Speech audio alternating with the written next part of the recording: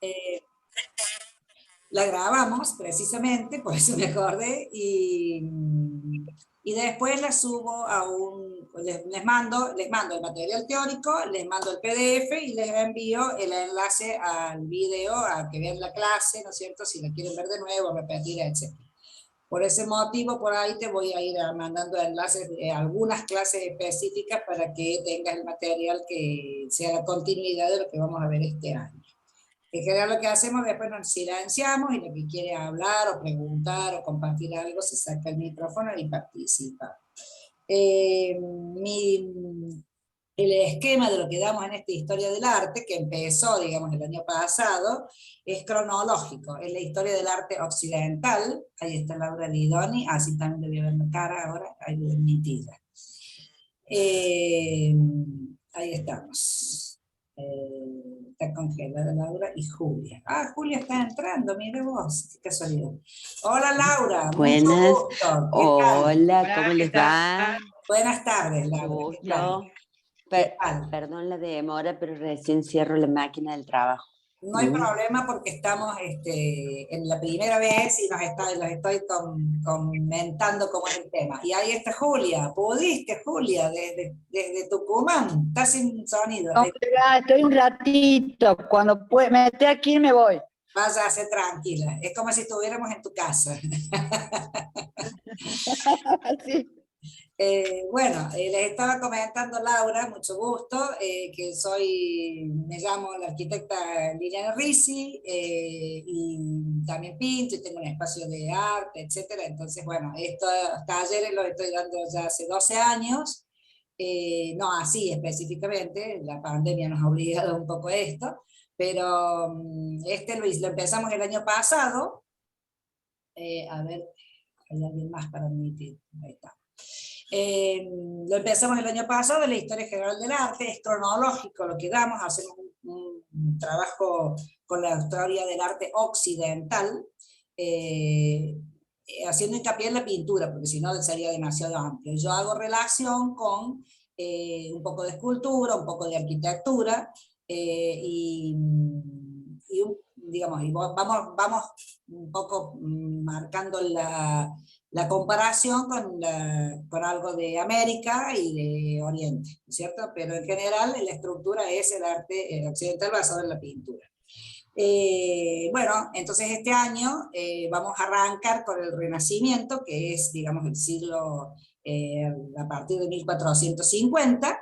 Arrancamos con la etapa, el periodo del Renacimiento, que además es muy lindo y que además nos va a permitir hacer una visita, porque hay una muestra de Rafael, y entonces, bueno, le vamos agregando, como buen taller, le vamos agregando las cosas que vamos encontrando para que sea lo más, digamos, lúdico, si se quiere. A veces hacemos esto que había propuesto Julia, juntarnos en alguna casa. El año pasado lo hicimos lo de Juliana. Julia lo ha propuesto para el martes que viene, así que si está de vuelta y todo se puede y todo se da, tal vez la próxima clase la hacemos allí. Así de paso ya nos conocemos personalmente y bueno, y fijamos cosas. Lo que vamos a hacer ahora, nuestras clases son de 1 hora y media. Lo que vamos a hacer ahora es hacer un pequeño, digamos, hago un pequeño recuento de para que ustedes se posicionen en general, ¿no es cierto?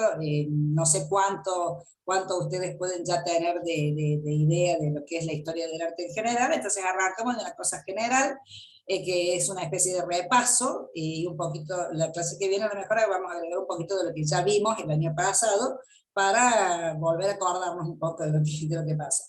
Y bueno, y ese sería el esquema general. Estoy contenta de que estemos de nuevo, que estemos bien, que estemos todos sanos, que estemos todos, bueno, con ganas de hacer cosas. Yo encantada. Y cualquier cuestión se saca el micrófono y bueno, comentamos lo que preguntan, nos vamos viendo lo que vamos a hacer. Ya con los mails que tengo y con el WhatsApp nos mandamos todo el material a través de esos medios, y ustedes pueden volver a ver la clase y repetirla, porque bueno, después la edito un poco y está, y queda para que la vean cuando quieran. Así que bueno, con esto dicho, espero que que les guste y que hagamos un recorrido lindo este año, ¿no? De estos periodos que son además un poco más conocidos, sobre todo, por ejemplo, el Renacimiento, que en general, si ustedes han ido a museos donde están las obras originales, o bueno, sus copias hoy por hoy, pero van a seguramente reconocer algunas cosas de las que vamos a ver. Hacemos una introducción de tipo histórico en general, nos posicionamos en el tiempo y en los lugares, y después hacemos artistas y sus obras. Y cuando amerita, nos metemos un poco más en un artista o en una obra, o hacemos análisis de la obra. Pero bueno, por ejemplo, el Renacimiento está cargado de muchísimos artistas, de muchísima obra, así que bueno, a lo mejor va a ser un poquito más largo, y la pretensión es que lleguemos hasta el día de hoy, con el resto del tiempo. Así que bueno, dicho esto, si no tienen ninguna cosita que comentar, vamos a compartir la pantalla. Primero quiero preguntar, ¿me están escuchando bien, no? O sea, ¿con buen volumen o bajo? Bien, perfecto. Por ser hoy el Día de la Mujer, que de paso ya les había dicho, feliz día a todas, solemos hacer una introducción con música, como para que pasemos a otra cosa, pero ahora, este año, he visto que a lo mejor lo vamos a poner a votación. Si no quieren música, vamos a sacarlo, la música inicial. Pero hoy, como introducción, como les dije, la historia del arte occidental, que nosotros le hacemos una cuestión de cercanía con América, con Oriente y con otros elementos. El objetivo de este taller es, además de conocer elementos básicos, ¿no?, de las principales manifestaciones, que podamos valorar también la herencia cultural del patrimonio artístico, colaborar en la conservación si se puede, reconocer los elementos muy básicos de los estilos o de los artistas relevantes de cada periodo. Es largo, es difícil, pero bueno, con el tiempo y la repetición podemos empezar a poder puntualizar y aprender a distinguir, ¿no? Interpretar las obras artísticas que son más significativas y aplicar esto a algunas otras relevantes, ¿no? Yo les voy poniendo así imágenes como para que vayamos entrenando un poquito. Aquí tenemos una imagen de una obra de Hokusai, que es un artista japonés de la época del 1850 en adelante, con grabados japoneses, que esta es una de las más famosas, icónicas, la Gran Ola de Kanagawa. También lo que buscamos es poder localizar hechos, a veces situaciones históricas o manifestaciones culturales que tienen que ver con las manifestaciones artísticas, por la forma en la que entendemos sobre qué se trata el arte.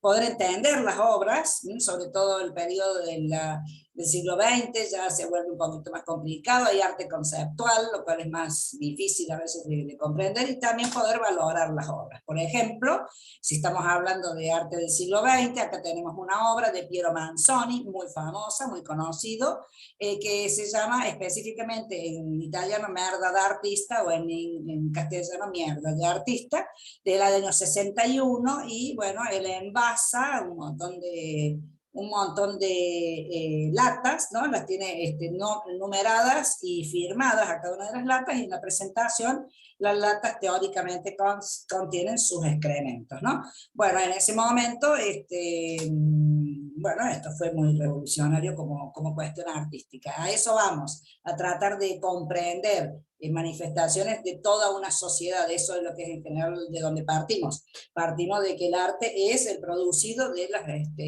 conjuntos sociales en general. Fomentar a veces la curiosidad, si podemos, valorar la expresión artística y respetar el patrimonio artístico-cultural. Otra obra del siglo XX se llama Sin título, y son caramelos envueltos en celofán multicolor, donde se ha buscado el trabajo de la expresión del color y de también conceptualmente el artista tiene cosas para decir, por eso es más complicado empezar a situarnos en eso. De todos modos, estos son imágenes nada más. Nuestro diagrama de lo que vamos a ver ahora, en general, trabajamos explicando algunos conceptos sobre qué es el arte, cómo fue el desarrollo de la historia del arte, en qué consisten los lenguajes del arte, de la pintura, la escultura y la arquitectura, y sobre todo, bueno, los conceptos de los que siempre hablamos son estos, qué es el arte, qué papel juega el artista, cómo trabaja los símbolos, la imagen construida en definitiva es lo que el artista va a generar, qué mensaje puede tener, cómo se legitiman las obras a lo largo de la historia del arte, quién las legitima, o decir, quién les da la categoría, si se quiere, entre comillas, de obra de arte, la identidad que tiene esa obra, el concepto de belleza y cómo el sistema de pensamiento de toda una sociedad se traslada a una obra de arte. Por ejemplo, esta específicamente es una obra que se llama El arte de la pintura, es una alegoría de la pintura, es una obra de Johannes Vermeer, es del barroco, es uno de los máximos representantes del barroco, Johannes Vermeer, hizo muy pocas obras, 34 a 35 obras nada más, pero son todas muy conocidas y es muy digamos, interesante el trabajo de la luz que él hizo, es uno de los artistas que vamos a ver cuando lleguemos al periodo del barroco. Es un óleo sobre lienzo, como dice aquí, y está en el Museo de Historia de Arte de Viena. Por eso digo, estoy nada más que haciendo una introducción.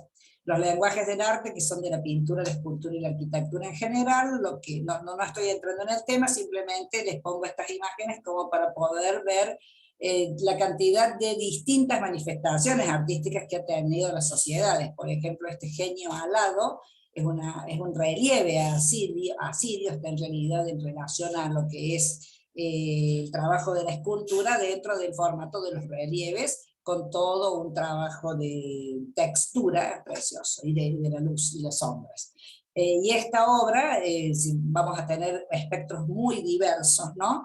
Impresión Sol Naciente, que es de Claude Monet, que es la obra que dio fue el origen, esta obra, fue el origen del nombre de la corriente impresionismo, que es una también de las que vamos a ver que ya pertenece al siglo XIX, a la última etapa del siglo XIX, que es además una obra muy significativa para lo que buscaban los impresionistas en la época. La Victoria de Samotracia, la Nike, o sea, la Victoria alada, una escultura de una escuela griega, ¿no? Donde estamos valorando, ¿no?, todo lo que es el trabajo de una piedra, de un mármol, en la forma en la que desarrollaron los griegos su escultura en un determinado periodo de su existencia, que fue el periodo de lo que después se llamó la Grecia clásica, ¿no?, el periodo clásico. O, por ejemplo, en la arquitectura, el desarrollo de distintas materiales, texturas, formas, ¿no? En este caso el Museo Guggenheim en Bilbao, que es una obra de 1997, inaugurada en el 97, y que trajo, además de ser, está concebida como, o sea, es un edificio cuyo autor, que es Frank Gehry, lo concibió como una escultura también, ¿no? Es decir, el uso del material, de los reflejos, de las luces, las sombras, las formas, lo concibió como un edificio que sea a su vez una escultura urbana, ¿no? Y además, específicamente en este caso, fue propuesto para modificar la situación urbana de una ciudad que en ese espacio estaba totalmente deprimida, caída y terminada. También otro tipo de manifestaciones de la arquitectura vamos a encontrar en esos lenguajes, por ejemplo en este caso un gótico, ¿no?, la periodo de la Edad Media, del finales de la Edad Media, el gótico, de la iglesia de la Trinidad de Vendôme en Francia, que tiene todos los elementos propios de un gótico. Son manifestaciones de las distintas grupos humanos que han ido buscando distintos elementos. Y eso es lo que vamos a ir viendo, cómo, por qué aparecen determinadas obras o determinados periodos en ciertos tiempos. Lo que ahora vamos a ver es la línea cronológica, que es donde nosotros nos basamos para ubicarnos mentalmente en el tiempo, y que se llama, digamos, yo le he puesto la periodización general, donde vemos los periodos. Las líneas del tiempo nos permiten ordenar nuestros eventos, lo que se va sucediendo, a veces suceden cosas al mismo tiempo en distintos sitios, y para que podamos ver la relación que hay entre distintos periodos o distintos artistas, o por qué los artistas, por ejemplo, el Renacimiento específicamente surge fuerte en Italia, y por qué razón aparece en Italia, ¿no? Entonces vamos empezando a comprender eso. Podemos identificar eventos y fechas, y ponerlos en orden nos permite ir visualizando y organizando la información y poder construir, ¿no es cierto?, construir todo el conocimiento. La línea con la que yo trabajo en general, las chicas que ya lo hicieron la conocen, es simplemente un gráfico, por eso digo, es importante la línea cronológica para ordenarnos mentalmente nada más y poder saber. La historia del arte específicamente empieza en el 40.000 antes de Cristo, o sea, nuestra historia del arte tiene 40.000 años, ¿no? Porque se han encontrado objetos de esa datación y que ya se consideran como producidos artísticos, ¿no? De parte del hombre. En esta línea que va recorriendo el 30.000, el 20.000, el 10.000 hasta el año 1000, que en esta super síntesis lo vemos así, tenemos tres elementos importantes como espacio, que esto en general se denomina arte primitivo para algunos autores, y vamos a encontrar los tres periodos conocidos, el paleolítico, el neolítico y el mesolítico, y cada uno de ellos tiene distintos producidos. Ya no voy a entrar en eso, por supuesto, porque ya lo vimos el año pasado, vamos a hacer una super síntesis la clase que viene. Pero decimos lo siguiente, en este periodo del Paleolítico, que va del 25.000 a.C. al 8.000 a.C., que es, digamos, el tiempo que se utiliza de parte de la historia, ¿no? Al referenciar el 0 como año antes y después de Cristo, lo que es importante es que aparece la pintura rupestre. En la cuestión de la pintura aparece la pintura rupestre con todo el bagaje de opciones que tiene. Aparece la pintura simple, la pintura con color, la pintura simbólica, ¿no? Entonces eso es lo que importa que nos quede claro por ahora. En el Mesolítico, que es el periodo que sigue del 8.000 al 6.000, el hombre ya empieza a organizarse, tiene una producción de objetos, para que en el Neolítico, que es lo que continúa del 6.000 al 3.000, se vuelve sedentario. Entonces va a producir agricultura, va a empezar a manejarse con la religión, salimos del espacio, digamos, ya mágico, y ya trabajamos con la palabra religión, y va a producir artesanías. Entonces todo eso tiene un producido de obras de arte que también es muy importante.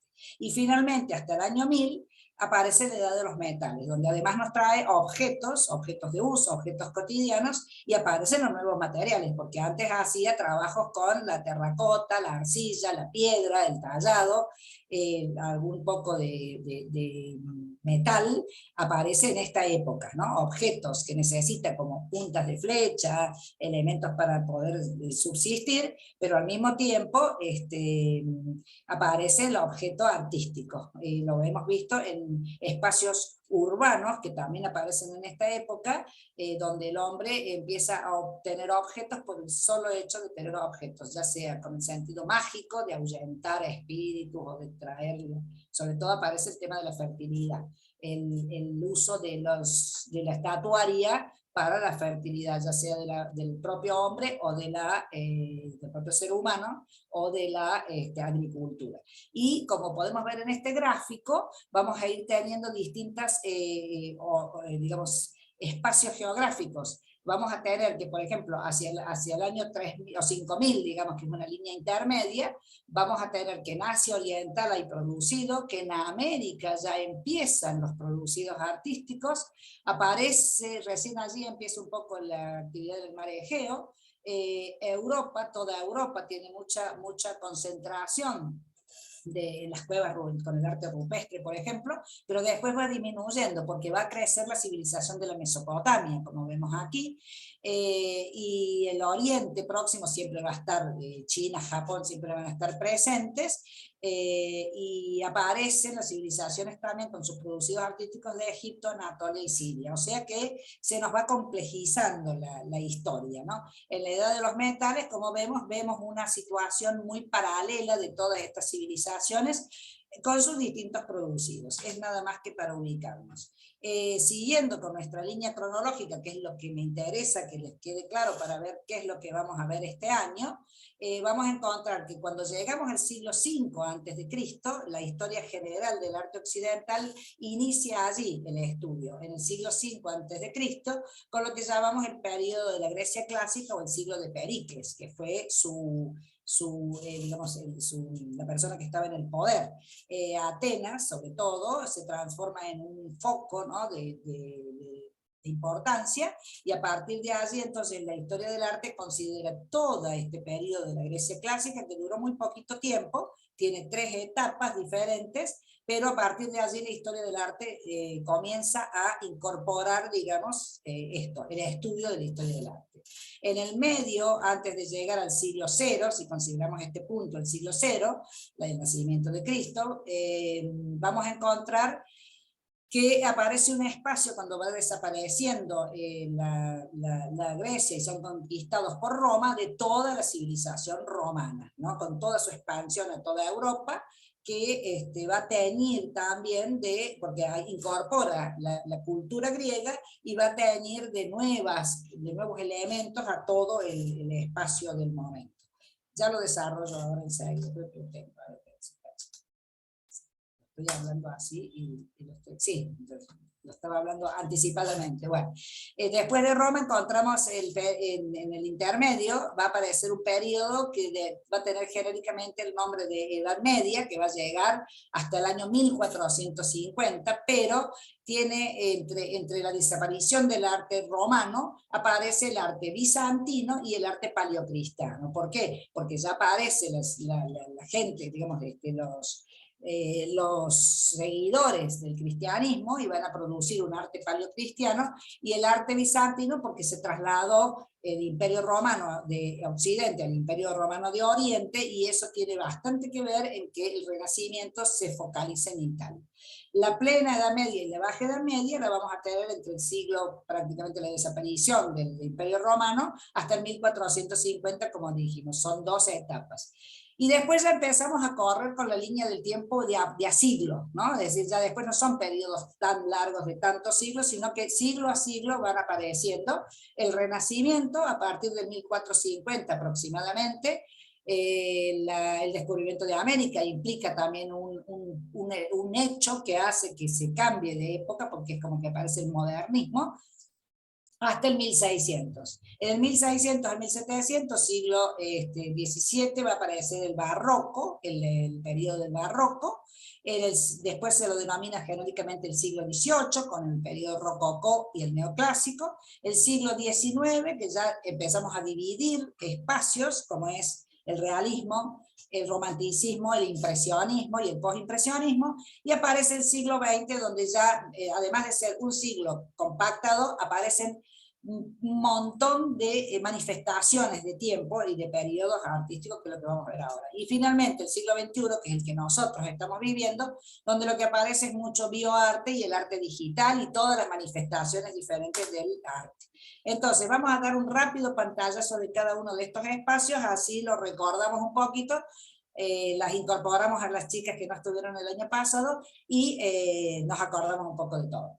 Como dijimos, en esta línea del tiempo, Grecia, se estudia el periodo de la Grecia clásica, está precisamente en el siglo V, es el mundo griego, es el antiguo mundo griego, donde va a aparecer también el desarrollo de la escritura, va a aparecer las poleis, que son las ciudades, ¿no? Ellos van a organizar eso, y cuando se da el triunfo sobre los persas, que los tenían medios locos a los griegos, con sus guerras, Pericles, en esta etapa del 460 al 431, va a ser el que va a llevar a Atenas a la puesta de su máximo esplendor, con el producido de todo su arte. El arte griego es un arte realista, genéricamente, con escenas de la vida cotidiana, con todo su tema de la mitología y de la religión, ¿no?, que ellos profesaban, la religión politeísta. Tiene una relación directa con la filosofía, ustedes saben que se desarrolló toda la base de la filosofía del Occidente, con los distintos filósofos, ya desde Platón a Aristóteles a Sócrates, y también desarrollan los temas bélicos y mitológicos en distintos tipos de objetos.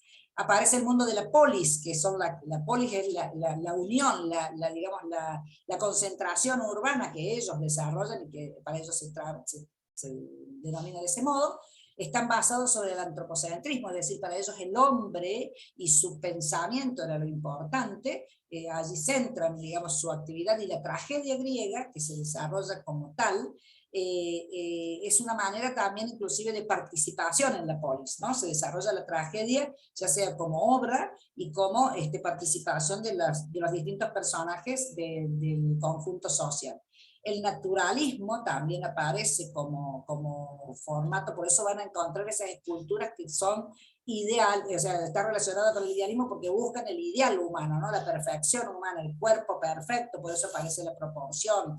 Y aparece también el uso del canon y del artista en sí. Entonces, ¿de qué hablamos de esto? El naturalismo en el desarrollo de la escultura que va a tener esta expresión máxima en este siglo V, el siglo de Pericles, que así se le llama, aparece, por ejemplo, en este caso, esta pieza que se llama el Dorífero, de Policleto, que es el autor, que siempre vamos a encontrar esto en su escultura, un respeto a la proporción, a la armonía y a la búsqueda del cuerpo ideal, ¿no? Entonces ellos desarrollaron un canon, que después fue modificado, pero en este caso es el canon de las 7 cabezas, que lo que se definían era que el cuerpo, la proporción del cuerpo tiene relación al tamaño de la cabeza, entonces el torso tiene una determinada cantidad de repeticiones del tamaño de la cabeza y las piernas también. Y vamos a encontrar que ellos desarrollan todo un sistema de trabajo en lo escultórico, ya sea que trabajan en arcilla y también trabajan en mármol esculpido, ¿no? Entonces, bueno, el cuerpo humano para ellos, en ese idealismo y naturalismo que buscan, es la búsqueda del cuerpo ideal. Y van a desarrollar su escultura, que va a ser su punto fuerte. La pintura también la desarrollaron, pero va a ser trabajada sobre objetos, la pintura, como cráteras, como vasijas, como jarrones, ¿no? En cambio, la escultura va a ser lo que desarrollaron, y además porque marcaron, con su escultura marcaron la escultura hasta el siglo XX. O sea, recién en el siglo XX nos despojamos como sociedad de la manifestación artística de lo que plantearon los griegos, ¿no? O sea, así en general estamos hablando, ¿no? Hasta que llegan a esta expresión que es el Apolo de Belvedere, que así se llama. Apolo era uno de sus dioses, tenían las dos líneas, Apolo y Dioniso.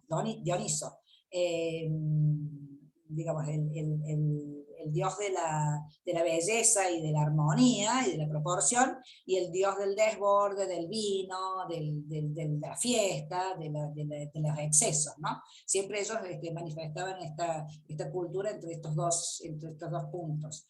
El Apolo de Belvedere es una estatua que una escultura que nos está marcando además cómo desarrollaron, digamos, técnicamente su trabajo. Tiene la técnica del trabajo de los paños hechos en mármol, y ya cambió la cabeza del lugar y demás. Lo que tienen estas esculturas es que siempre van a mantener la posibilidad, siempre fueron pensadas para ser vistas de una sola vista, o sea, están trabajadas de todos los lados, pero en general la búsqueda es que la veamos desde un punto de vista, o sea, generalmente de frente. Y desarrollan su escultura hasta llegar, por ejemplo, a este grupo escultórico que se llama Laoconte y sus hijos, que está basado sobre un mito donde están tratando de que Laoconte está tratando de que a sus hijos no se lo devoren las serpientes, que son las que se ven allí todas enrolladas, y ya pasamos, ¿no? de esta primera escultura tan despojada, tan armónica, tan sencilla, a esta que está más trabajada, y finalmente en el último periodo, en el helenístico que se llama este periodo, ellos llegan a este tipo de esculturas que ya tienen varios personajes, varios objetos, es una escultura con un dinamismo tremendo, ¿no? O sea, está muy movida, y sobre todo aparece la expresión. Aquí si le hiciéramos un acercamiento a esta escultura, vemos aquí la expresión de dolor, ¿no? Porque está siendo picado, y siempre marcando, ¿no? Manteniendo la proporción, el canon que ellos tenían, pero ya avanzaron hasta esto. Esta escultura también ha sido el ejemplo para toda la escultura que siguió después. Y como bien dicen aquí, la anterior, por ejemplo, esta es una copia romana. Cuando los romanos invaden a Grecia, ellos van, en vez de aplastar todo esto, incorporan todos los elementos, y en general las obras que hoy encontramos son las copias romanas que han sido tal cual, porque se llevaban a los artistas también a Roma, los artistas, los escultores, pero de todos modos eso hizo que permaneciera, ¿no? este legado, y que marcó a toda la historia del arte en muchos periodos. Cuando veamos el barroco vamos a encontrar que hay una gran no digo similitud, pero hay una base, ¿no? Puesta aquí desde lo griego en todo lo que fue el barroco, en su dinamismo y en su expresión de emociones. Otro de los elementos que generalmente incorpora la historia del arte es el famoso Partenón, que era el templo de Palas Atenea, la diosa, y que ha quedado ahora en ruinas y que pasó por 1000 usos diferentes, y que también fue una promoción que hizo de esta obra que le hicieron Pericles. Pericles en sí mismo fue el que decidió hacer este templo, que tiene todas las características que después también marcaron la arquitectura, ¿no? La proporción, los formatos, y que va a ser tomado este tipo de arquitectura como elemento cuando aparezca en el siglo XVIII lo que se llamó el periodo del neoclásico, o sea, el nuevo clásico. Toman toda la arquitectura griega y romana y la repiten en otro contexto y en otro momento, pero vamos a encontrar que este esquema, por ejemplo, este frontis triangular y esta línea de arquitrabe y la columnata, lo vamos a encontrar después en distintos elementos de funciones como bancos, iglesias, escuelas, y nosotros mismos a su vez en América lo trasladamos a posteriori, remedando, ¿no? O sea que todo esto de los griegos significó una fuerte impronta para el resto de los siglos, ¿no? En una crátera, o sea, los objetos que que ellos usaban utilitariamente es donde más manifestaban la pintura, y sobre todo lo hacían sobre cerámica. Las cerámicas rojas y las cerámicas negras son las características de la pintura griega, puestas sobre objetos. En general su dibujo es muy lineal, y como dijimos, los temas suelen estar relacionados o con la mitología o con las escenas de vida cotidiana, como puede ser, trabajaba mucho esto para el desarrollo de los Juegos Olímpicos que ellos hacían. Muy lineal, como ven, el trabajo de la línea es realmente maravilloso. La doble tipo de pintura se daba cerámicas negras y pinturas rojas, o cerámicas rojas con pinturas negras encima. En este caso es la cerámica negra con pintura roja. Como dijimos, seguimos en la línea del tiempo y vamos a ver que los romanos digamos, los aplastan a los griegos, pero no los destruyen, los incorporan todo lo que pudieron incorporar de valioso, ¿no? Por eso hicieron copias de las esculturas y mantuvieron el esquema de sus monumentos. Las influencias para que parezca Roma como el gran imperio que fue durante tantos siglos y abarcó tanto espacio geográfico, fueron los etruscos y los griegos. Su arte ya es diferente al de los griegos, es utilitario, es práctico, su mente es de ese tipo. Ellos usaron el arte para marcar el poder y para marcar la representatividad, más que para lo que hacían los griegos, que era una especie de mostrar el ideal del hombre, ¿no? La búsqueda del hombre ideal. Los romanos no. Desarrollaron técnicas, ¿no? Como, porque usaron el arco, la bóveda, el ladrillo y la mampostería, que son innovaciones técnicas muy importantes que les permitieron hacer lo que pudieron hacer. Sin eso no lo hubieran hecho. Su formato artístico es el realismo. Siempre sus obras son realistas, por eso el retrato es una de las manifestaciones que encontramos en más cantidad. Desarrollaron el retrato, y como hacían realismo, lo querían sacar lo más parecido posible al personaje que estaban mostrando, la fidelidad a los detalles, y desarrollaron relieves, esculturas, y la pintura la desarrollan en los frescos, o sea, ya están trabajando sobre la arquitectura con frescos directamente en los muros, y o sea, es pintura sobre los muros. Y en los mosaicos desarrollaron la técnica del mosaísmo, ¿no? Es decir, las pequeñas piezas pequeñitas, ya sea de vidrio, de mármol, sacaban de las canteras el mármol y lo cortaban chiquitito y armaban los mosaicos, ya sea en pisos o en muros, ¿no? Lo utilizaban para eso, con escenas temáticas de mitología, de elementos históricos, de personajes, o inclusive en Pompeya, por ejemplo, se han encontrado los famosos mosaicos eróticos, ¿no? Sumamente impactantes. Dentro de lo que es la arquitectura, desarrollaron, por ejemplo, este edificio, que es el más icónico del producido romano, que es el Panteón de Agripa.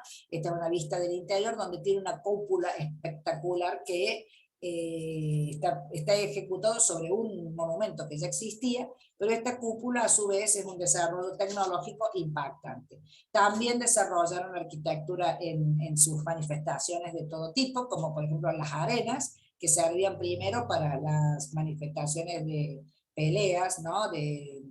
ya sea de animales o de los gladiadores, y son estadios realmente increíbles en la cantidad, en el desarrollo de toda la cantidad de personas, en el técnico. Toda su conquista de espacios geográficos de extensión la podemos ver en distintos lugares de toda Europa. Por ejemplo, en este desarrollo, por ejemplo, el acueducto de Segovia, que era para poder justamente llevar agua, pero miren todo el desarrollo que hacen técnico y de trabajo para poder hacer esta obra que hasta el día de hoy todavía está. Este es un ejemplo, por ejemplo, en un piso, ¿no?, del desarrollo del mosaísmo, donde hay una figura mitológica, pero además desarrollan un trabajo artístico de diseños diferentes, influenciados también por lo griego y a su vez por lo oriental, pero con mucho detalle, con mucho trabajo de esta cuestión de la simetría y del trabajo del arte ya decorativo, ¿no? Es decir, ya está el arte apareciendo como un elemento que no sea solamente utilitario, sino en la búsqueda de una perfección de este tipo. El retrato, como dijimos, se va a manifestar tanto en la escultura de una cabeza, o sea, nada más que el rostro, del busto hasta el pecho, o del medio busto, que ya es el busto entero, que ya sería hasta la cintura, y lo que buscaban era un trabajo de fidelidad, es decir, que apareciera esa persona con todos los caracteres, es decir, si era una persona de mal carácter, que se le notara en la cara, si tenía una gran belleza, que también se le notara, y desarrollaron también las técnicas para los paños. La técnica de los paños mojados es una técnica escultórica que desarrollaron los griegos, es decir, la tela que queda como pegada, y ellos también la continuaron. Y del desarrollo de la barba, de los cabellos, ¿no? Es decir, los retratos son lo que más caracteriza a lo que pautaron los romanos.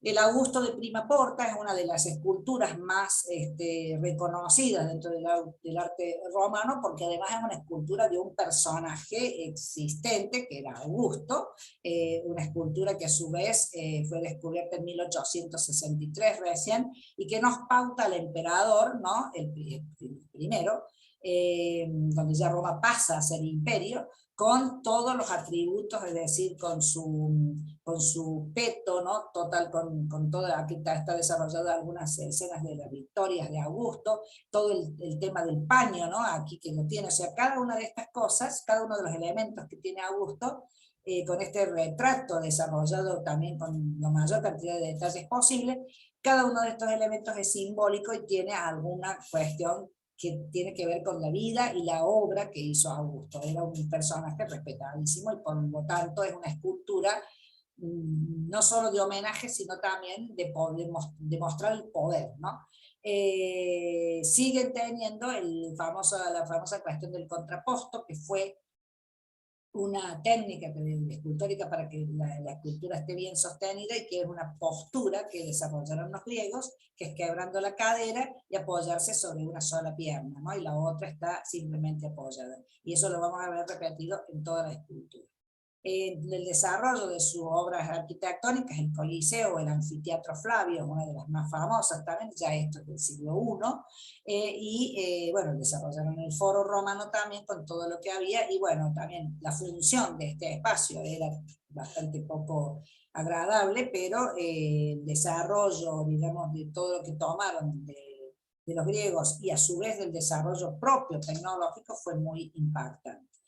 Entonces allí tenemos, digamos, todo este periodo de Roma, que está en general, a veces la historia del arte lo desarrolla por separado o lo desarrolla independiente de lo griego, pero bueno, depende de los autores. Y en el medio, como les decía, va a aparecer el paleocristiano y el bizantino, que son etapas que tienen que ver con esta expansión del Imperio Romano. Los bizantinos, sobre todo cuando llegan al Imperio Romano de Oriente, con la sede en Estambul, hoy Estambul, se llamaba Bizancio en su momento, y el paleocristiano con la incorporación de los cristianos y el desarrollo de su arte.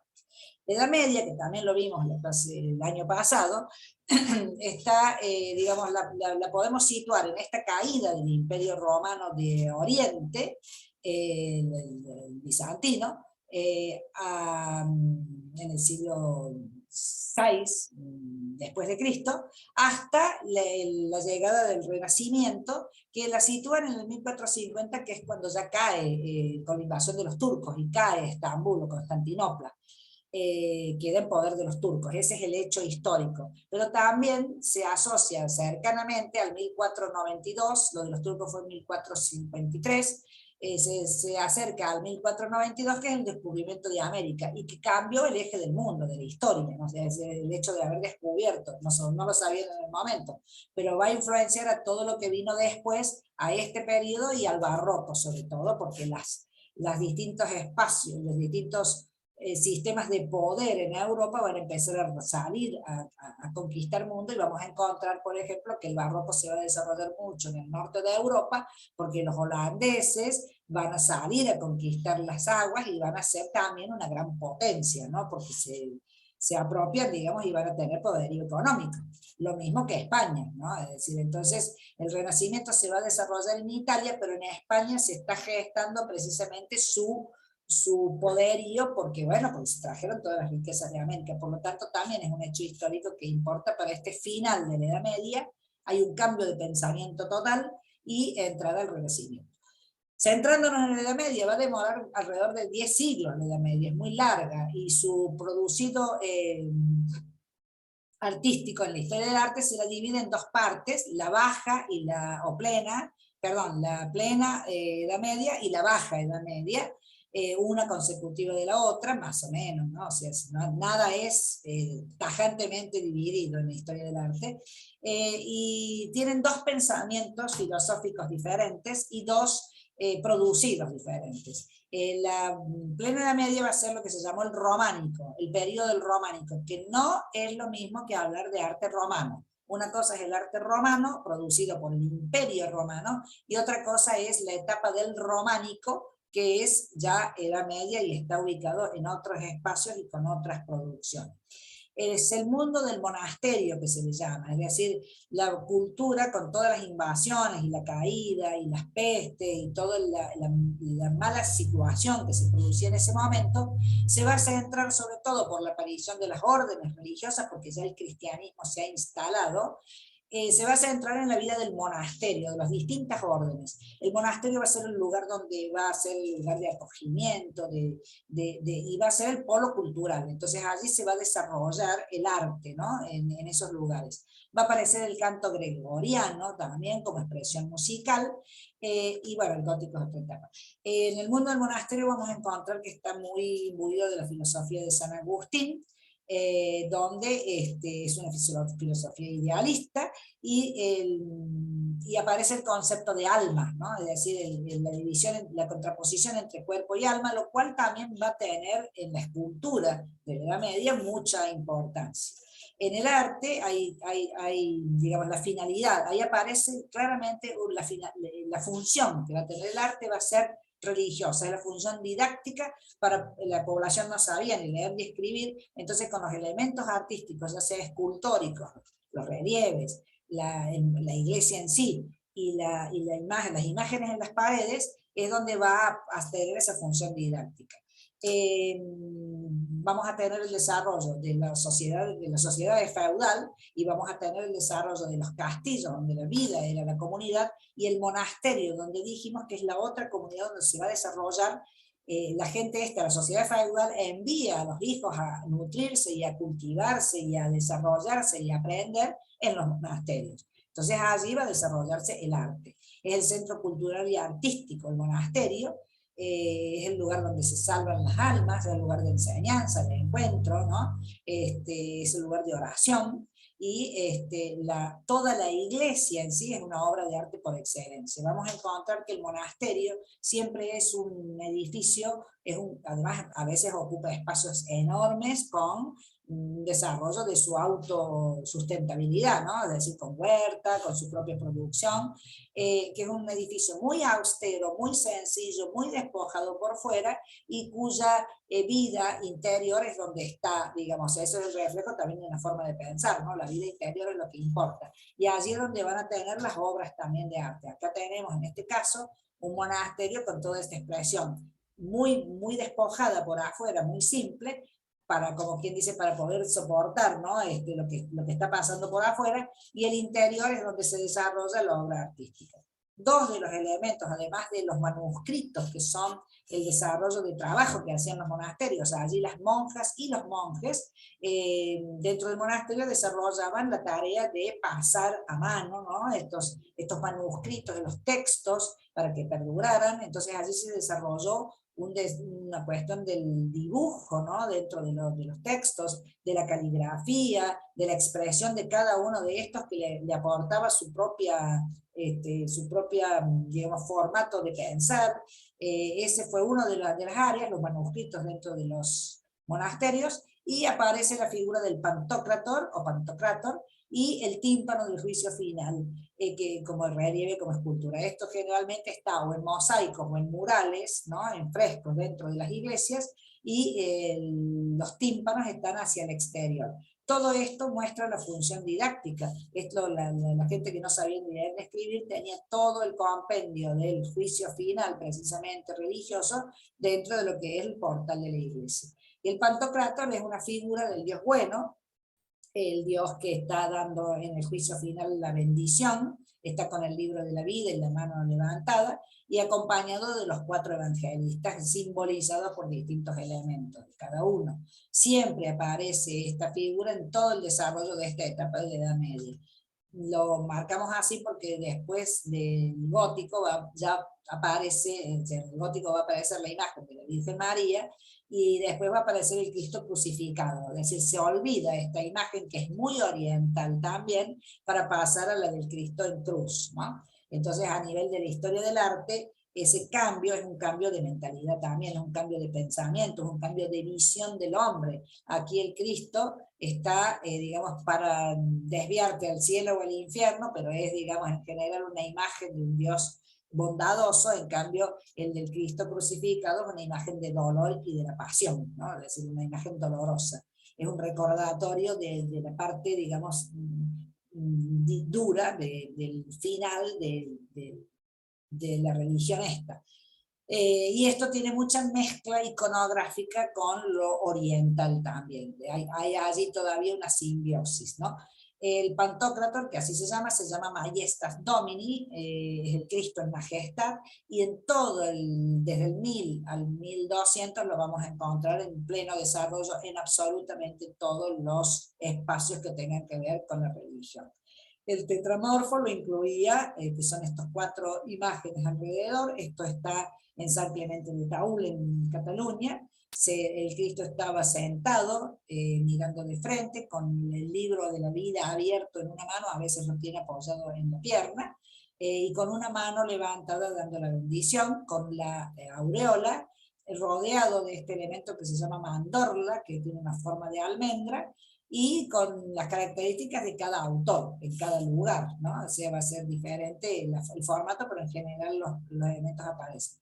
Y el tetramorfo, que se llama, esta es la palabra, es la representación de los 4 evangelistas. San Mateo, San Juan, San Marcos y San Lucas. San Mateo con un ángel, San Juan con un águila, San Marcos con un león y San Lucas con un toro. Acá vemos, ¿no es cierto?, que está la figura del evangelista con la figura simbólica al lado, pero en muchos casos lo vamos a encontrar simplemente con la figura simbólica. Por eso después se va a desarrollar la imagen del toro, la imagen del león, que lo vemos por ejemplo en Venecia, en la iglesia de San Marcos, la imagen del águila o la imagen del águila.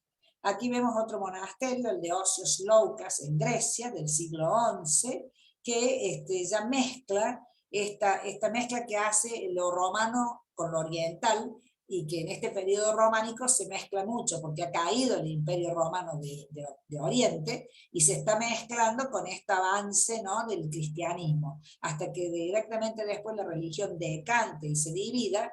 En este tiempo coexisten, por eso encontramos esta cúpula de esta forma, que es totalmente diferente, pero que es muy bizantina, y que la vamos a encontrar después en Santa Sofía, por ejemplo, y aquí conviven.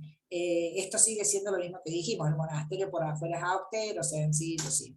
Aquí vemos Santa Sofía, la Hagia Sofía, la Santa Sabiduría, que finalmente quedó, y bueno, sabemos que creo que fue el año pasado, quedó de nuevo siendo mezquita, porque digamos, fue pasando de distintas pertenencias religiosas, se convirtió en museo finalmente durante el siglo XX, que se podía visitar y demás, y no me acuerdo si fue en el 20 o en el 21, volvió a manos de hacer mezquita y dejó de ser museo, no se puede, digamos, se volvió bueno, en esta cuestión que hay de tanto movimiento social, ¿no? Histórico que está sucediendo, que lo estamos viviendo actualmente.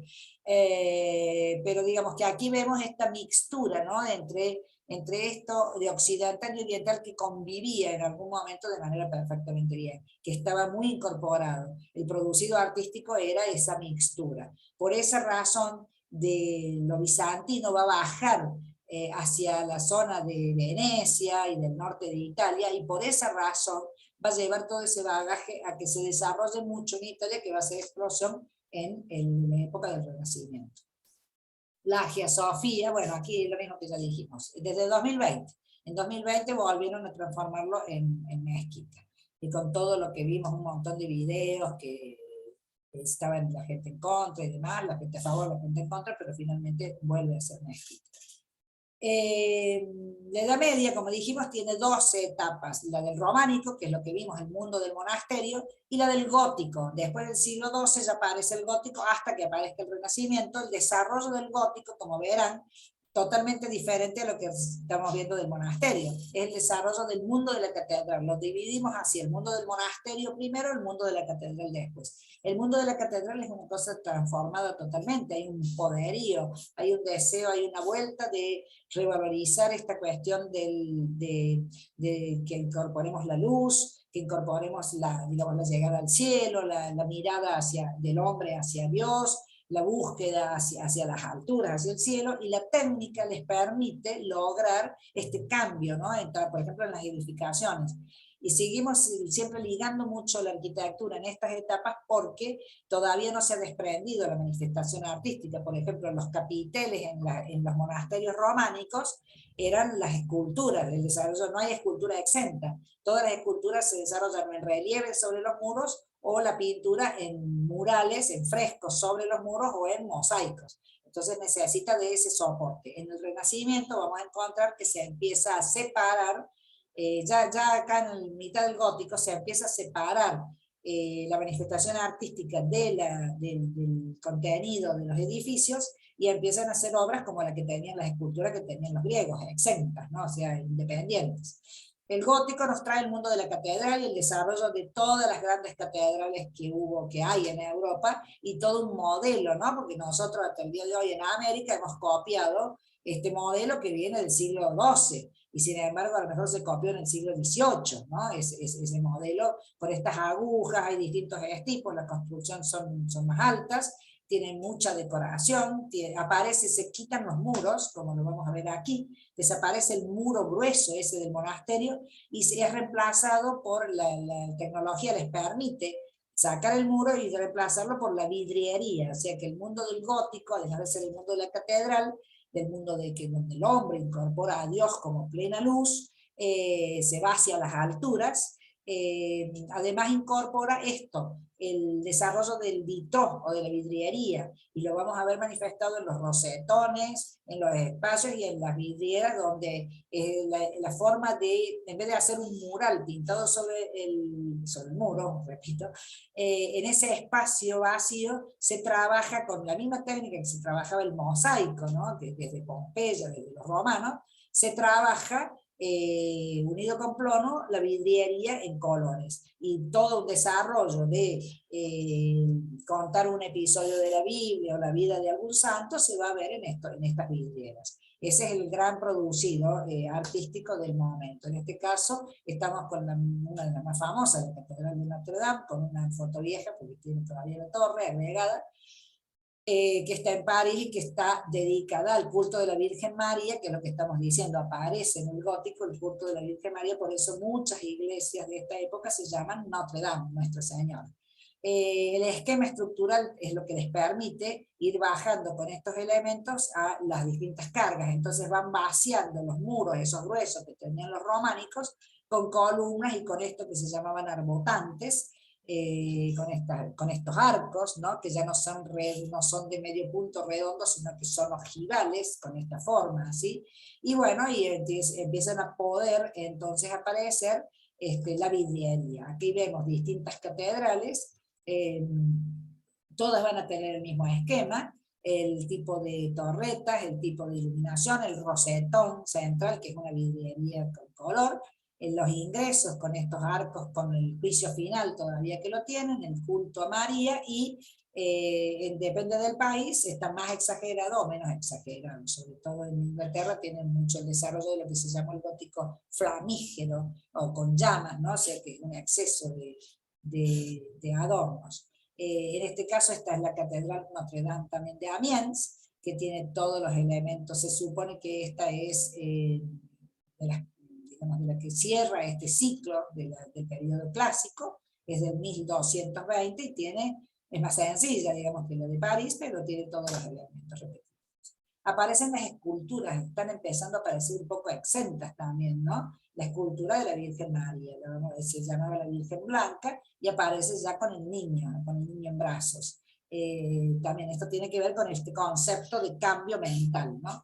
Surge esta devoción, está en general separada, y habla ya del cuerpo femenino, vuelve a aparecer, porque en el oscurantismo del románico, la mujer prácticamente es tomada como un elemento de perversión, de pecado, no tiene ninguna estatuaria, ¿no es cierto?, salvo la de las figuras más oscuras, ¿no?, de todo lo malo, de todo lo feo. Y aquí se desarrolla el cuerpo femenino dentro de lo que es en general la devoción de María. Aquí está lo que les hablaba de las vidrieras góticas, ¿no? Es decir, en todas estas catedrales van a aparecer estos espacios vacíos cubiertos con estas verdaderas obras, que digamos esta es la manifestación para la historia del arte de este desarrollo de este periodo, donde vemos una multitud de relatos, ¿no? Que antes se pintaban o se trabajaban con mosaico, y ahora lo vemos desarrollado en la vidriería. En este caso es la de León, que es una de las más representativas de este desarrollo, donde, bueno, la idea, digamos, el sentido de lo que subyace es que Dios es luz, es indulgente, bondadoso, magnánimo, pero tengo que rendir culto porque me elevo a las alturas, como es luz me elevo, ¿no? Por eso buscan las alturas estas exageradas. Hay un efecto mágico también, que también lo usaron un poco los griegos, un efecto mágico logrado a través de la luz. Ustedes saben que los griegos, los templos, el culto se hacía en el exterior, nunca en el interior. Ese también es un cambio que produce el cristianismo. El culto lo empiezan a hacer en el interior de los edificios y no en el exterior. Por eso es muy importante esta entrada de las vidrierías con estos efectos que hace la luz, de colores, ¿no? El interior y la altura, sobre todo, son espacios impactantes. Y como les decía, el desarrollo dentro de lo que es la Edad Media, de todo lo que es el traslado de manuscritos y la obra de la impresión de elementos que tenían que ser a mano, todavía en el Renacimiento también se va a inventar la imprenta, recién allí, se producían estos misales o los elementos que utilizaban para los rezos, las oraciones. Este es uno de los más famosos, el misal de Biergarten, de 1210, donde fíjense, el ornato son todos de muy pequeña dimensión, ¿no? Esto era para los calígrafos y para los pintores de punta súper fina. Aquí está el tetramorfo, es representado, en vez de estar representado por la figura humana, está representado por el símbolo, ¿no? Acá está el toro, aquí está el león, aquí está el águila y aquí está el ángel, que es el cuarto evangelista. Y vemos todo un decorado por atrás, ¿no? En este misal, las dos vírgenes, y ya encontramos que ya no está la imagen del Pantocrator, sino que está la imagen del crucificado, del Cristo crucificado. A partir de allí ya se empieza a desarrollar y aparece la imagen de la Virgen, como dijimos, entonces ya hay toda otra concepción. En este caso estamos encontrando a un artista muy característico que está al final, está justo en ese punto intermedio. Algunos lo toman como lo que se llama el periodo del Trecento, es decir, el Renacimiento va a ser del 480 y el 580, y existe una etapa que es la del Trecento, que es Giotto di Bondone, que es un gran artista, un pintor, que va a ser el que va a cambiar. A partir de allí la pintura empieza a aparecer como independizada, ¿no? de los soportes tradicionales, y él va a traer una serie de elementos que cuando veamos este periodo lo vamos a estudiar, como es también el uso de la perspectiva, el trabajo del color tan impactante, el azul que usaba Giotto es muy característico, y bueno, viene a traer otro formato pictórico. Por eso se le dice que también está en el justo donde termina el gótico y empieza el Renacimiento, el periodo del 300, o sea, del 300, está entre 1267 y 1337, que es su muerte. Este es un fresco en Padua, donde es la adoración de los Reyes Magos, que también es un tema muy recurrente de esta época, la adoración de los Reyes. Lo vamos a ir desarrollando. Bueno, a partir de ahí, en esa línea del tiempo, vamos a encontrar lo que vamos a estudiar ahora en este año, a partir de allí, el Renacimiento. Como les dije, se toma 1450, 1600, que es donde va a empezar el barroco, y como les acabo de explicar, también vamos a encontrar 4 periodos, o 4 espacios, o 4 áreas, que es el llamado 480, que es del 1450 hasta el 1500, el llamado 500, que obviamente es de 1500, y tenemos 2 desarrollos también, el de los flamencos, que es la pintura que se va a empezar a desarrollar en el norte de Europa, que empieza a tener algunas otras características diferentes, y donde vamos a encontrar autores espectaculares como son Van Eyck o Durero, por ejemplo, que van a desarrollar dentro de lo que es en general el Renacimiento otra modalidad artística, los vamos a ver. En el 480 vamos a encontrar una pintura que todavía tiene mucho de religiosa, como Fra Angelico, pero también aparecen autores como Botticelli, como Sandro Botticelli, que ya nos plantea pintura por encargo, aparece el mecenas, la figura del mecenas, y con otro tipo de temática.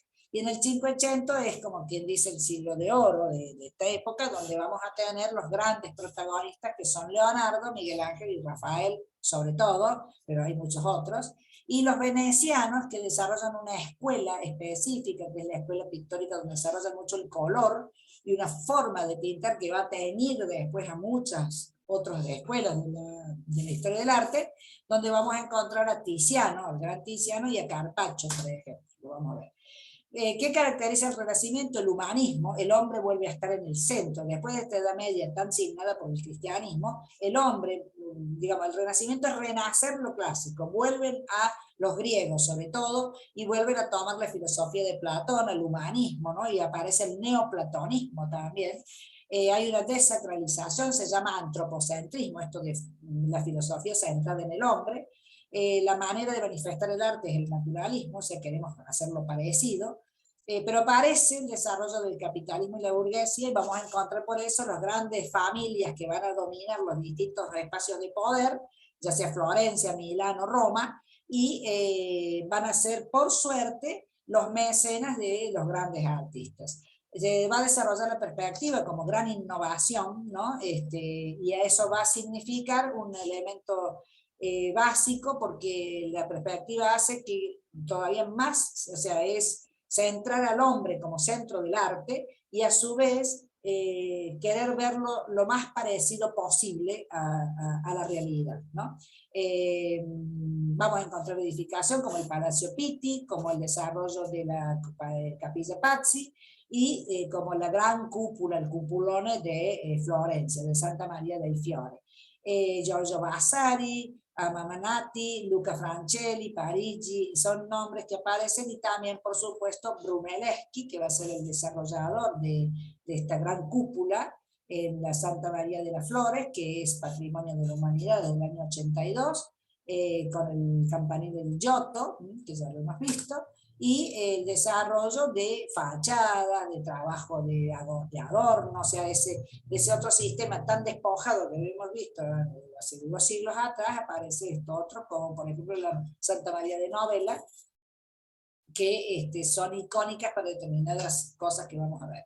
El desarrollo de la perspectiva, como dijimos, es el estudio con un método de querer pasar de la realidad a un biplano, o sea, a un plano donde voy a pintar, que parezca lo más parecido a la realidad. Desarrollan un método que siguió usándose hasta el día de hoy, es decir, que no ha modificado para nada. Lo único que cambió el trabajo que generaron, el desarrollo que generaron, los tratados, digamos, que desarrollan estos artistas del Renacimiento, fue el uso de la computadora. Es lo que cambió totalmente esa posibilidad. Si no, ellos plantearon en su momento, sigue en pie. O sea, sigue en pie de todos modos. Si no usa la computadora, estamos en otra. Por ejemplo, aparece esta obra de Masaccio, que se llamaba Tommaso di Ser Giovanni di Monica Sai, Masaccio, que es la Sagrada Trinidad, donde hace un impresionante trabajo de este conocimiento de la perspectiva, porque bueno, la empiezan a usar mucho, porque justamente lo saben. Y con los flamencos encontramos una de las obras más conocidas, donde aparecen un montón de elementos simbólicos, pero sobre todo los flamencos se empiezan a separar del formato de trabajo de los cristianos, digamos, del sur de Europa, y en el barroco se va a notar mucho esto, con la reforma religiosa se va a notar el arte producido en el norte de Europa protestante y el arte producido en el sur de Europa que es católico, ¿no? Entonces a la manifestación de toda una sociedad que se modifica y modifica su pensamiento, también aparece modificación de la manifestación artística.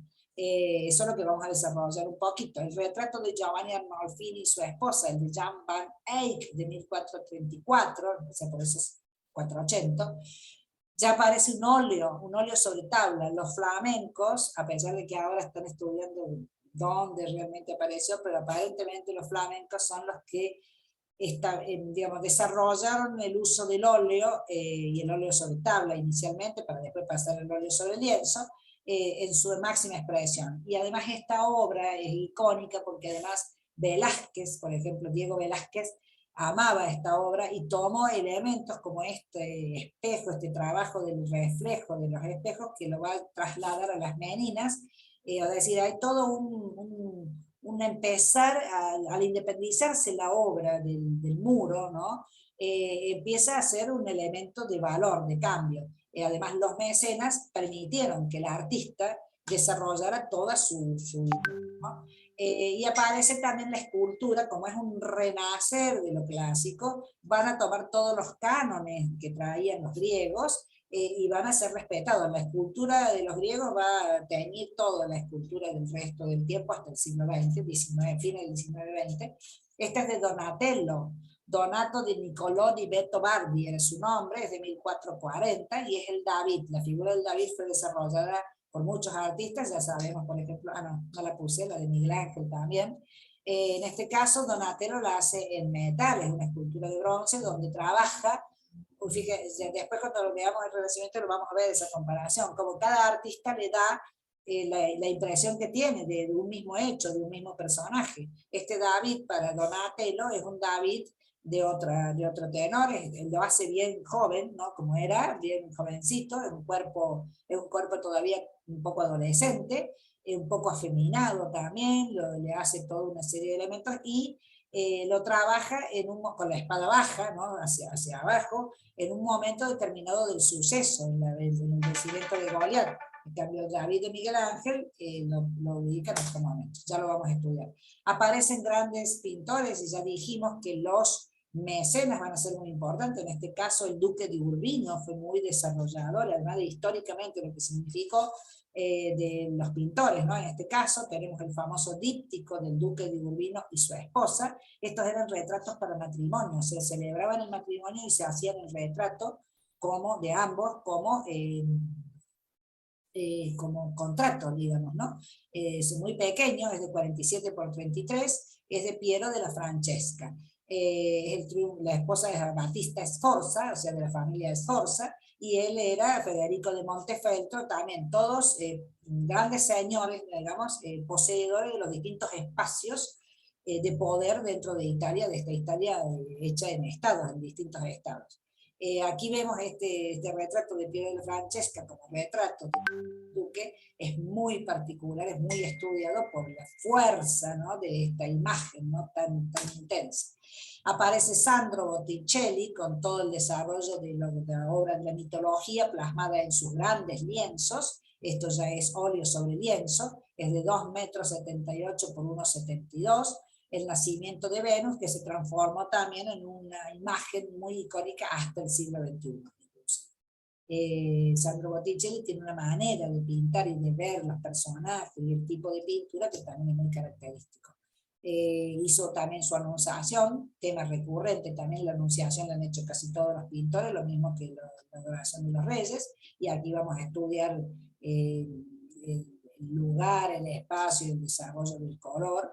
Y aparece después de estos espacios de poder, ya en el siguiente paso del Cinquecento, la decisión de posicionar a Roma como centro de poder. Entonces aparece el desarrollo de la Basílica de San Pedro, encargada a este hombre del Renacimiento que es múltiple, ¿no? Y los grandes artistas lo son Bramante, Rafael, Sangallo, Buonarroti, o sea, Miguel Ángel, son pintores, escultores, arquitectos. Algunos como Leonardo desarrollan la inventiva, la mecánica, son ingenieros, son filósofos, son poetas. Leonardo tiene un tratado de cocina, es decir, es el hombre renacentista, es este hombre múltiple, ¿no? Y lo vemos en el desarrollo de sus obras. Aquí, en este desarrollo de la Basílica de San Pedro, en distintas etapas, va a participar Bramante, Rafael, Sangallo y Buonarroti. Ya estamos en la hora. Leonardo va a ser una de las imágenes, de las figuras que vamos a desarrollar, nacido en 1452, muerto en 1519, o sea que él transita el 480, pero su producido se considera casi del 500. Va a desarrollar su Hombre de Vitruvio, donde da también un tratado de proporciones, ¿no? Para la pintura, para la escultura. Su investigación en anatomía, ustedes saben que disecaba a los muertos, tomaba los cadáveres, estudiaba la musculatura, los órganos, ¿no? Desarrolló mucho material que se ha encontrado de todos sus estudios. Y su famoso retrato de la Mona Lisa, la esposa de Francesco del Giocondo, o la Gioconda, etcétera, etcétera, que es un óleo sobre tabla. Él va a desarrollar el famoso sfumato, que es el desarrollo de toda una manera de pintar sin líneas fuertes, de figura cerrada, pero sin ser tan definida, con eso que se llamó su propia técnica del sfumato. Miguel Ángel Buonarroti, que es nacido en 1475, muerto en 1564, o sea, él ya transita mucho más después que Leonardo, y también, como dije, es múltiple, es escultor, pintor, arquitecto.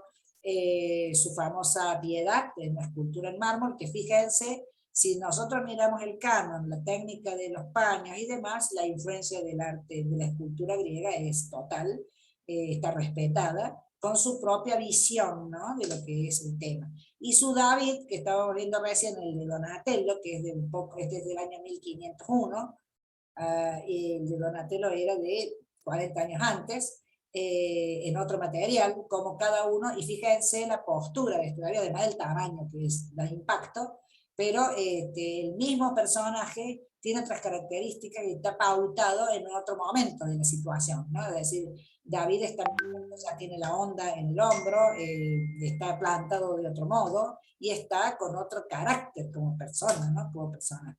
Y Rafael Sanzio, que es la muestra que quiero que vayamos a ver, que está en la legislatura.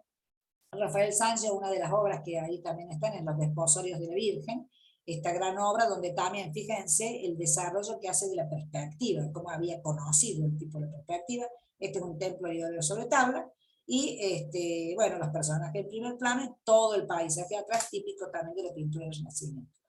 Otro desarrollo de cómo le impactaba la perspectiva es este cuerpo de Andrea Mantegna, gran pintor, colorista también del Renacimiento, como él pone el cuerpo, lo que se llama en escorzo, ¿no? En primer plano los pies, pero lo desarrolla en perspectiva el cuerpo. Hasta ese punto, ¿no es cierto?, ellos investigaban.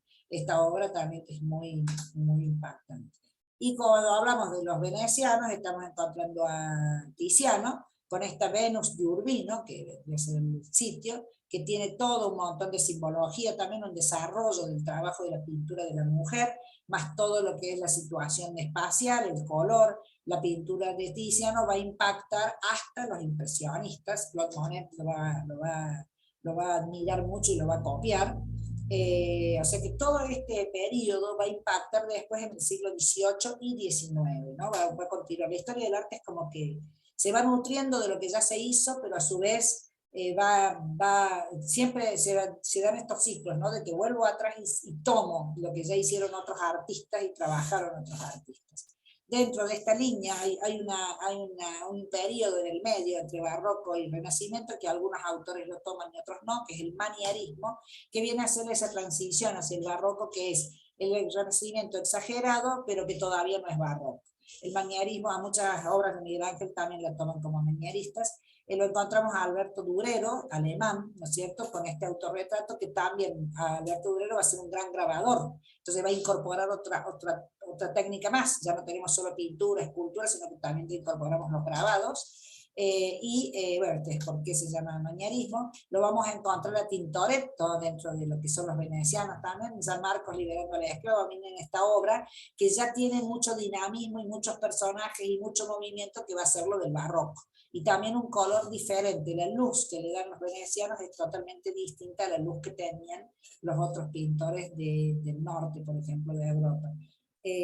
Aquí vemos una obra de Tintoretto que está en esta etapa, y el Bosco, que aparece también por este tiempo, con una producción de los flamencos, ¿no es cierto? Con esta su famosa El Jardín de las Delicias, que es una obra que tiene el Museo del Prado, muy icónica, muy extraña, muy llena de personajes increíbles, cada uno de estos puntos tiene un simbolismo y un significado único, y también maneja el color muy particularmente. Esto está sobre tabla también.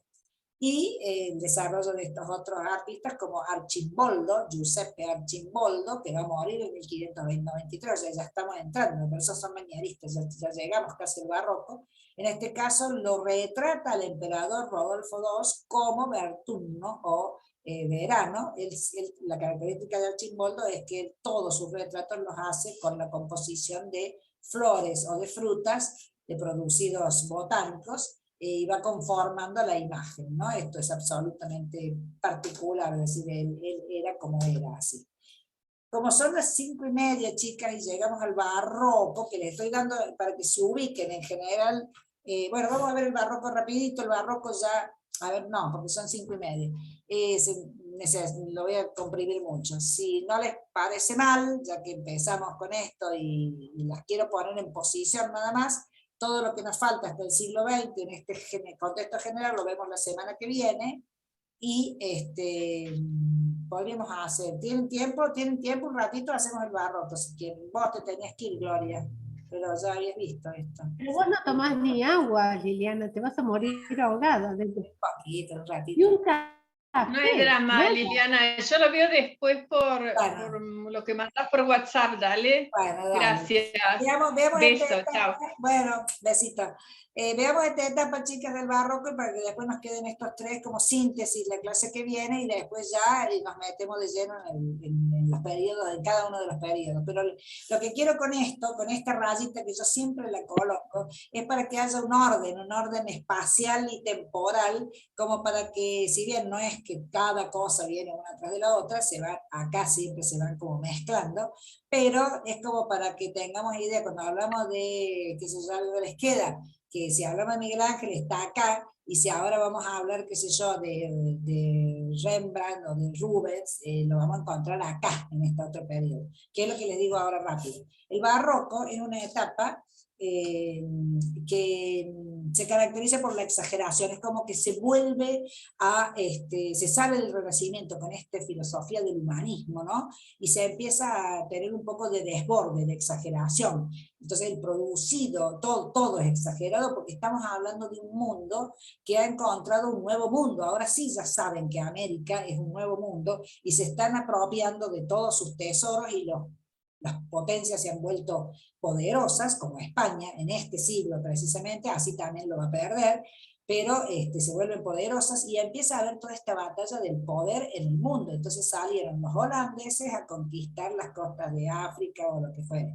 Los ingleses también, con todas sus flotas, a conquistar América también. Los franceses, o sea, todos los países al final salieron a hacerse de estos nuevos mundos, que se dan cuenta que tienen mucho contenido económico, y bueno, y que cambió la mentalidad, cambió el pensamiento y les cambió el eje también, o sea, se dieron cuenta que no era Oriente lo que descubrieron, sino que era otra cosa. Y además el poderío económico que cambió los espacios de poder.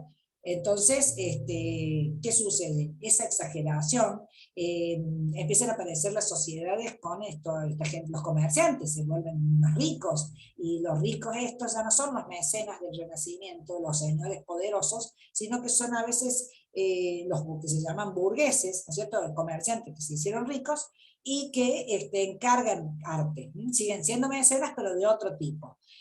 Por esa razón se mezcla más el arte, ¿no? Se sale un poco también de la mitología y se sale de lo religioso. Empieza a aparecer la pintura histórica también. Y a su vez, como decimos, que cada espacio empieza a crecer de un modo diferente, subproducidos, el barroco se empieza a manifestar con algunas diferencias en los distintos lugares geográficos. Entonces vamos a encontrar un barroco italiano, un barroco español, un barroco francés, un barroco de Flandes y un barroco holandés. Cada uno tiene las características generales compartidas, pero con características propias. Y los vamos a encontrar a distintos autores, como Bernini en Italia, el desarrollo de la Plaza de San Pedro. En España lo vamos a encontrar a Murillo, a Velázquez, sobre todo va a ser el rey de todo el barroco, porque va a vivir del 1600 al 1660. En Francia los encontramos a desarrollo de Versalles y a Latour con el trabajo de la luz. Aparece Versalles como el espacio. En Flandes lo vamos a encontrar a Rubens, y en Holanda lo vamos a ver el desarrollo de Rembrandt y de Johannes Vermeer y de Hals, de Frans Hals. O sea, todo una gran riqueza de producido artístico. Aquí es donde está, por ejemplo, Diego de Velázquez, como dijimos, con sus meninas, es del año 1656, ya casi se está muriendo. Es la etapa del barroco de la reforma y de la contrarreforma, es decir, por eso se divide un poco esta Europa. Hay una Europa que es católica, el barroco católico, que es el del norte de Europa, y el barroco protestante, que es el del sur. Perdón, al revés, el católico es el del sur, y el protestante es el del norte de Europa. Empieza a desarrollarse dentro de la historia del arte la comparación, es el periodo que se compara con el Renacimiento. Aparecen los géneros. Los géneros son lo que llamamos desarrollar el paisaje, el bodegón, la pintura mitológica, la pintura histórica y el retrato. Entonces ya aparecen a dividirse. Entonces, por ejemplo, empieza a aparecer esta valoración del artista, que el que pinta bodegón tiene menos categoría que el que pinta mitología, por ejemplo. Y quienes estamos haciendo el otro taller sabemos que las mujeres no tenían permitido ni pintura mitológica ni pintura histórica porque llevaba desnudos, y ellas no podían pintar desnudos. Aparecen los temas, como decimos, ¿no es cierto?, historia y cosas. Aparecen los centros de poder, ya no es uno solo, ya son varios. Los católicos tienen su centro de poder en Roma, representada por la Iglesia. El mundo del rey y de la corte, con todo lo que conocemos, fue la corte que va a terminar la Revolución Francesa, se desarrolla en Versalles, que se va a construir en esta época, todo Versalles, todos los palacios. Y el mundo, el centro de poder de los protestantes va a estar en Holanda, y es un mundo netamente burgués que, por ejemplo, no vamos a encontrar pintura religiosa, ni la adoración de los magos, ni la anunciación, ni nada de eso. Vamos a encontrar escenas de la vida diaria, escenas de trabajo, de la gente que trabaja. Va a ser totalmente diferente. Cada uno de ellos en el arte va a tener diferentes miradas, ¿no? Los artistas van a tener diferentes miradas. Por ejemplo, aquí tenemos el éxtasis de Santa Teresa de Gian Lorenzo Bernini, una escultura donde empieza a tener movimiento, empieza a tener exageración. La cara de Santa Teresa en éxtasis manifiesta una emoción que las esculturas griegas no la manifestaban. Aparece el tenebrismo, que va a ser claro oscuro en exceso, ¿no? En la luz y la sombra exagerada, lo vamos a desarrollar con este Bacco enfermo, con el mayor representante que fue Caravaggio. Aquí le encontramos a la contraparte del tenebrismo en una mujer que es Artemisia Gentileschi, que en algunas obras hasta me parecen superiores a las de Caravaggio, tomando con pinzas lo que digo, pero realmente era excelente pintora. Este Bacco enfermo de Caravaggio, y la vocación de San Mateo. Aquí vemos esto, ¿no? El uso, otra de las características del barroco es que empiezan a usar las diagonales, en la composición en espiral, o sea, muy movida, y las diagonales. Aquí lo vemos a Caravaggio con este exceso de luz y sombra que aparece aquí. O, en este caso, esta composición de Rubens, muy famosa, el rapto de las hijas de Leucipo, que es un tema, digamos, de mitología, pero que tiene esta cuestión de esta exageración, ¿no? Del movimiento de los cuerpos, esta composición espiralada que le llamamos, con mucho dinamismo, con mucho dramatismo. O sea, no tiene tenebrismo, no tiene este contraluz tan fuerte, pero tiene un dinamismo en el movimiento y en las caras, y por ejemplo, esto del caballo levantando las patas. Es decir, hay un dramatismo terrible, ¿no? O sea, muy logrado. Y también va a aparecer Murillo, por ejemplo, en España, desarrollando un barroco con una temática mucho más suave, con mucho contraluz, como vemos aquí, una iluminación intensa y mucha sombra, pero sus escenas y sus temas son diferentes, ¿no? Entonces es mucho, por eso decimos que lo mismo, pero según el país vamos a encontrar diferentes opciones, y además la diferencia de la cantidad de artistas que estamos encontrando en este siglo.